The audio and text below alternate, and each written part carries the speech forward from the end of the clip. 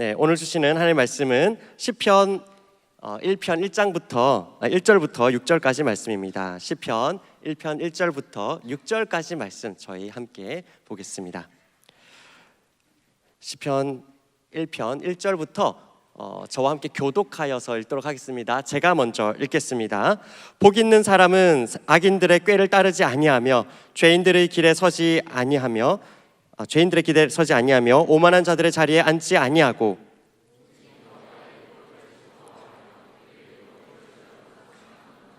그는 시냇가에 심은 나무가 철을 따라 열매를 맺으며 그 잎사귀가 마르지 아니함 같으니 그가 하는 모든 일이 다 형통하리로다.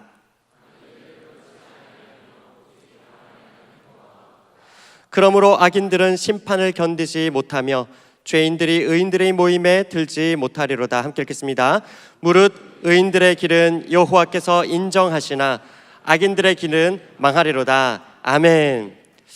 네, 여러분, 노인과 자동차 정비공의 이야기를 혹시 들어보신 분들이 좀 있을까 싶습니다.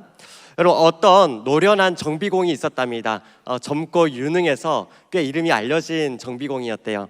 그런데 그 정비공이 자신의 차를 몰고 가다가 갑자기 차가 심하게 흔들거리더니 멈춰 선 거죠. 어떡하겠어요? 내려서 본네트를 열고 그리고 한참을 이제 고치려고 씨름합니다. 그런데 생각보다 이게 잘 안 되는 거죠.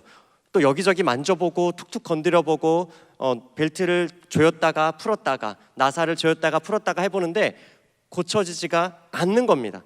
한참 그렇게 씨름하고 있는데 어느 한 어르신이 차를 타고 지나가다가 그 광경을 본 거죠. 웬 젊은 남성이 차 뚜껑을 열고 그렇게 한참 낑낑거리고 있는 모습을 본 겁니다. 그래서 노인이 잠시 내려서 묻습니다. 저 혹시 저의 도움이 필요하지 않으신가요? 네, 목소리 좀 더 이렇게 했겠죠? 네, 혹시 뭐 도움이 필요하신가요? 이렇게 했을 것 같습니다. 그랬더니 이제 이 정비공이 답합니다. 아니요, 괜찮습니다, 어르신, 괜찮습니다. 정말 괜찮습니까? 많이 힘들어 보이시는데. 네, 정말 괜찮습니다. 정말 저 차량 정비사입니다. 저 정말 괜찮습니다 하고 이제 뚝딱뚝딱 계속 고치고 있는 거죠. 그런데 한참을 그렇게 애쓰고 있는데 고쳐졌을까요? 고쳐지지 않았을까요? 그렇죠. 안 고쳐져야 이야기가 됩니다. 그죠? 네, 고쳐지지 않으니까 이제 이 어르신이 잠시 나섭니다.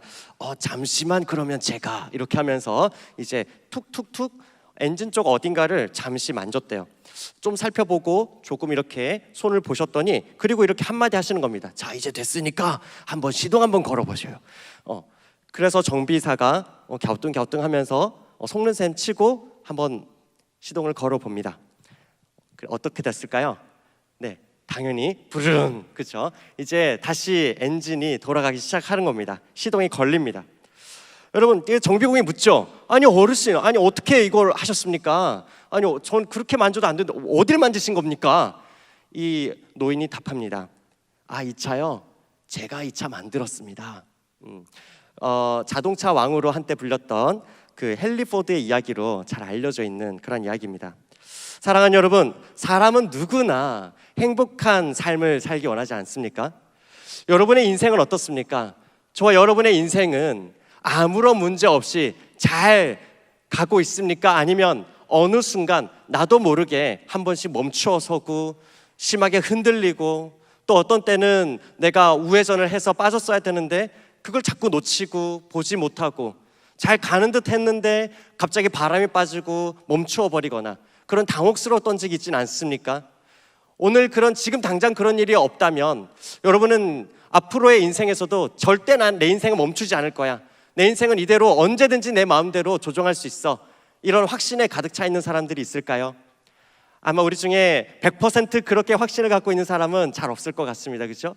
그래서 많은 사람들이 어제보다 오늘 좀 더 나아지기를 원하고 오늘보다 내일 조금 더 나은 삶, 오늘보다 내일 조금 더 내가 행복한 삶, 내 인생 전체를 돌아보았을 때 나에게는 참 지금 당장은 좀 힘들더라도 돌아보았을 때 그래도 이만하면 나 참 복받은 인생인 것 같아.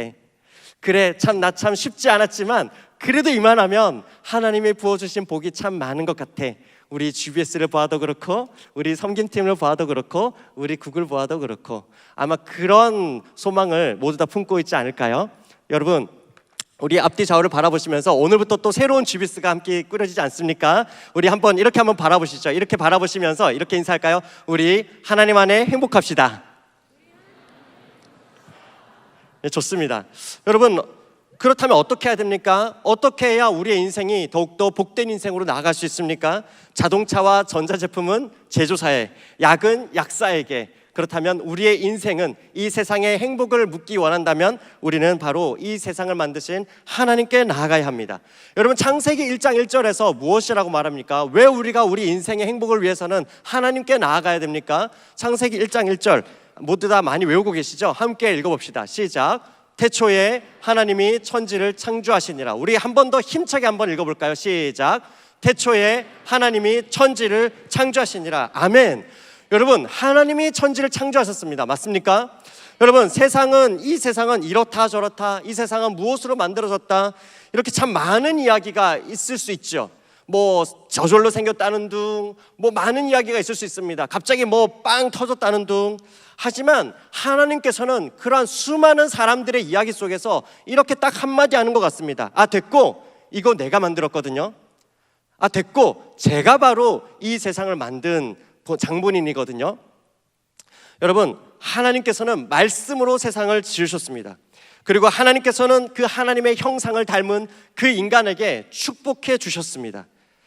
여러분, 그렇다면 왜 하나님께서 만드신 이 세상이 오늘날 이렇게 우리가 참 눈물 짓게 되고 참 때로는 아쉬움이 크고 슬프고, 왜 무엇인가 재난과 많은 슬픔과 어려움들이 있지요? 왜 혼란스럽게 되었습니까?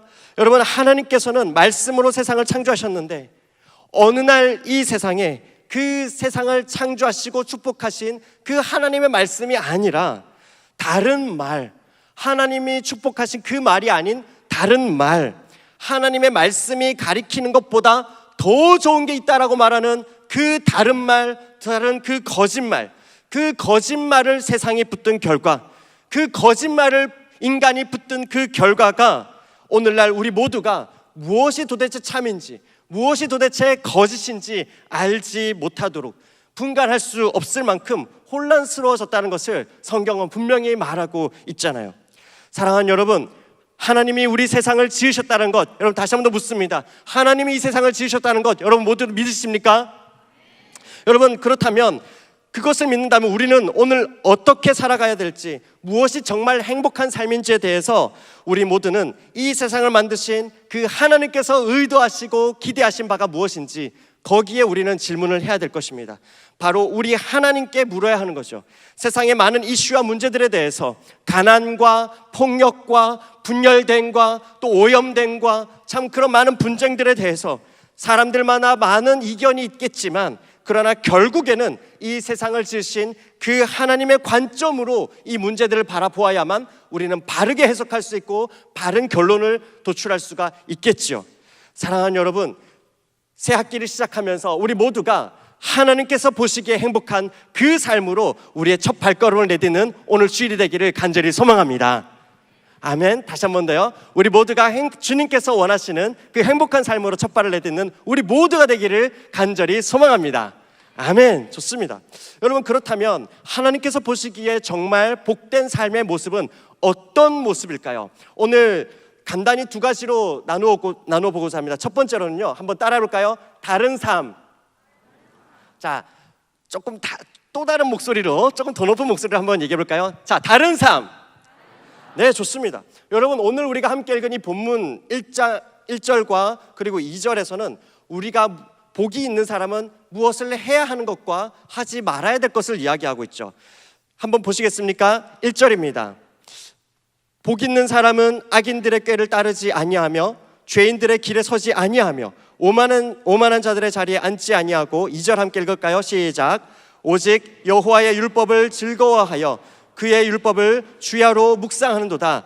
아멘. 그렇죠? 하지 말아야 될 게 뭡니까? 1절을 다시 한번 보여주시겠습니까? 하지 않아야 될 것들이 있습니다.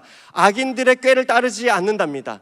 어느 한 사람이 앉아있다가 누군가가 지나갈 때에, 그런데 그게 악한 행동을 하는 사람인 겁니다. 악한 무엇인가를 자꾸 조장하는 사람들입니다. 그 사람들을 따라 나서지 않는다는 거죠.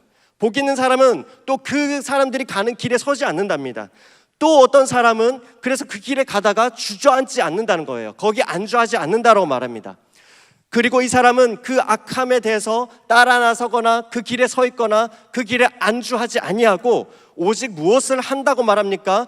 2절에서 오직 여호와의 율법을 즐거워하여 그 율법을 주야로 묵상하는도다 라고 말합니다. 하나님의 율법을 붙든대요.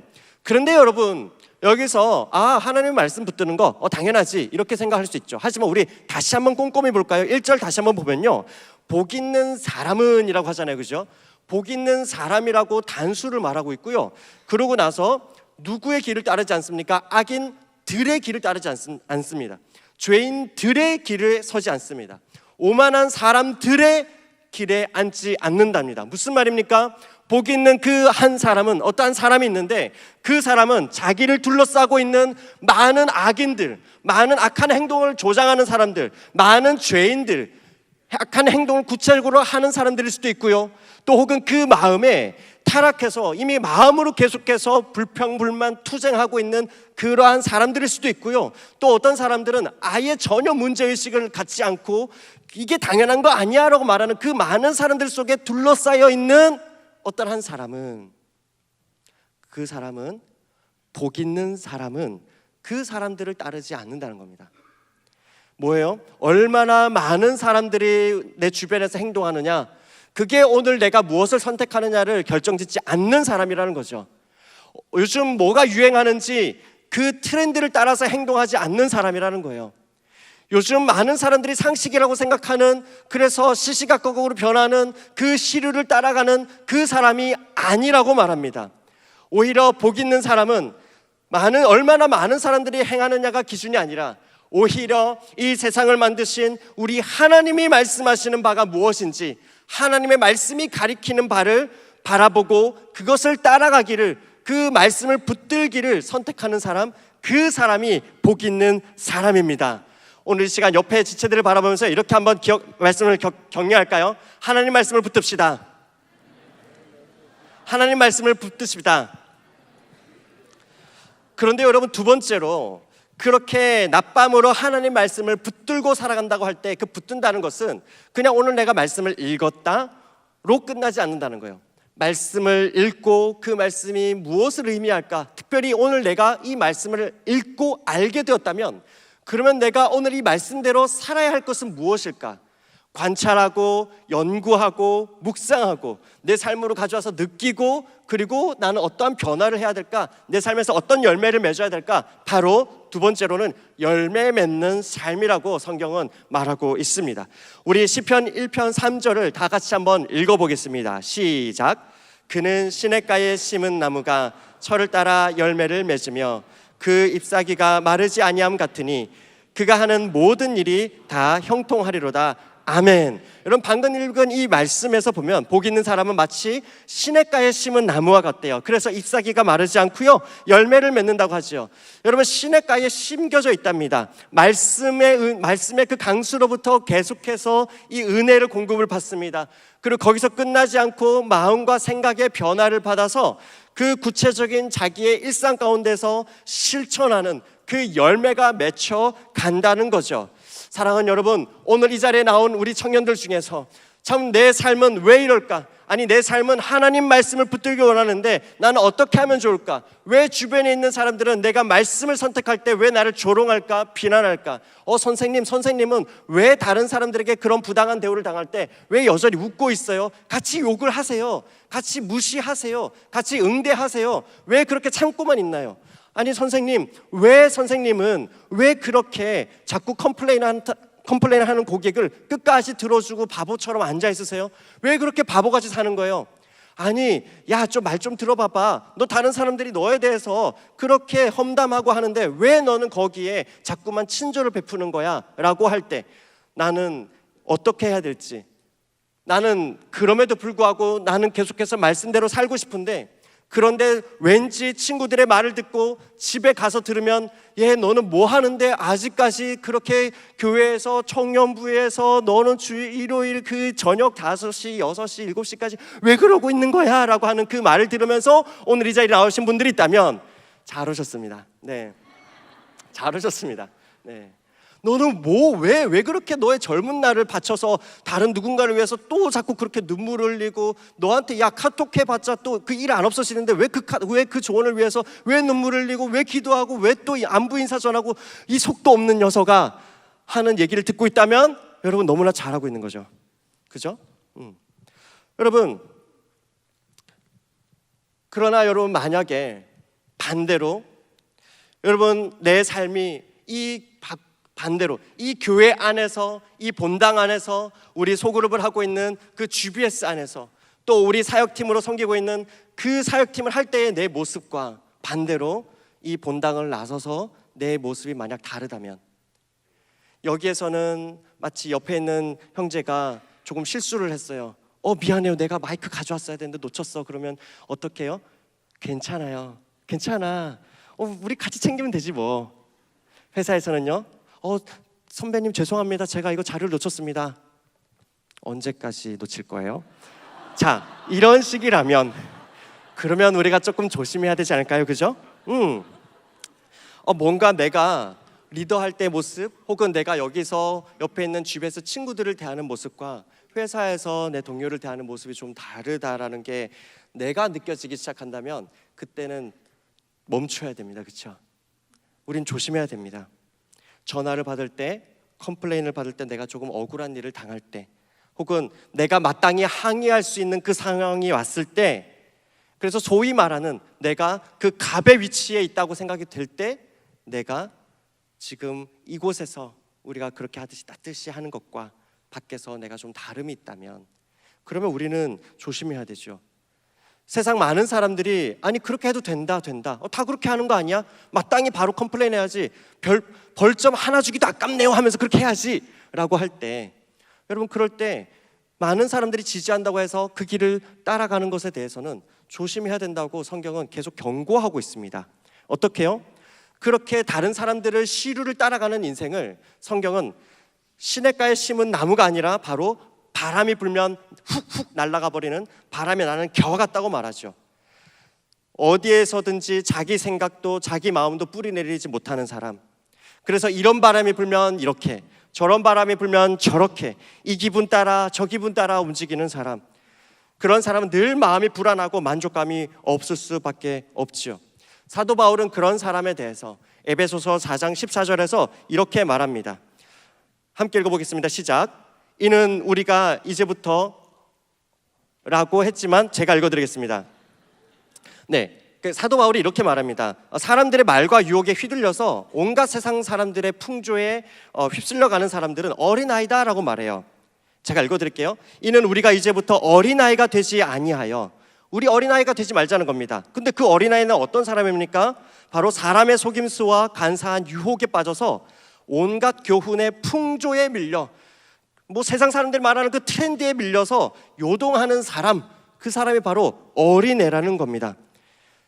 사랑하는 여러분, 그러나 그렇게 살지 않으려고 오늘도 고군분투하면서 오늘 이 자리 가운데 와 있는 분들이 계시다면, 아니 비록 내가 어제 내 후배에게 내가 조금 날카롭게 쏘아붙인 것이 여전히 못내 가슴이 아프고, 그러면 안 되는데 내가 참 왜 그랬을까 하는 그 마음 움켜쥐고 오늘 이 자리에 와 있으면서 그 고군분투함으로 와 있는 지체들이 있다면, 여러분 잘 하고 계신 겁니다. 잘 오셨습니다. 왜요? 바로 이 길이 하나님께서 기뻐하시는, 하나님 말씀대로 살고자 하는 그 다른 삶을 붙들고자 하는 그 따름이, 그 다른 삶의 그 길에 서고자 함이, 그 다른 삶, 하나님의 말씀이 말하는 그 자리에 앉고자 하는 바로 그 삶이 바로 예수님의 길이기 때문에 그렇습니다. 여러분, 예수님께서는 바로 성부 하나님의 말씀을 따라서 십자가에 죽기까지 복종하셨습니다. 예수님은 그 하나님의 말씀에 대해서 철저히 순종하셨습니다. 예수님께서는 그 하나님의 말씀에 대해서 철저하게 하나님의 말씀을 사랑하셨고, 그래서 철저히 십자가에서 순종하셨고, 그러나 결국 예수님의 그 말씀을 붙드는 그 죽으심과 부활과 영광은 오늘 우리 앞에 참으로 생명의 열매를 우리에게 허락하셨다는 것을 우리가 너무 잘 알고 있잖아요. 사랑하는 여러분, 우리 주님은 그래서 오늘도 우리 모두가 하나님의 살아있는 그 말씀에 순종해서 악인들의 길을 따라가고 그 죄인들의 길에 서거나 그 오만한 자들의 자리에 앉는 것이 아니라 바로 이 예수님을 따라서 하나님의 말씀을 사랑하고 붙들어서 죽기까지 순종하고 그러나 결국에는 부활과 영광의 생명을 누리는 바로 그 길로 저와 여러분을 지금도 초청하고 계시는 줄 믿습니다. 사랑하는 여러분, 그래서 베드로 사도는 신약시대 성도들에게, 특히 핍박받고 고통받고 있는 그 성도들에게 이렇게 권면합니다. 함께 읽어보겠습니다. 베드로전서 3장 17절부터 18절까지 말씀인데요, 만약에 잊지 않다면 제가 읽어드리겠습니다. 아마 제가 뭔가 전달하면서 좀 놓친 것 같습니다. 네, 우리 너무나 수고하고 있는 우리 로드컴 지체들 한번 큰 박수로 한번 격려해 주시면 좋을 것 같습니다. 네, 아마 제가 좀 전달하면서 좀 이렇게 드래그를 덜 해드린 것 같아요.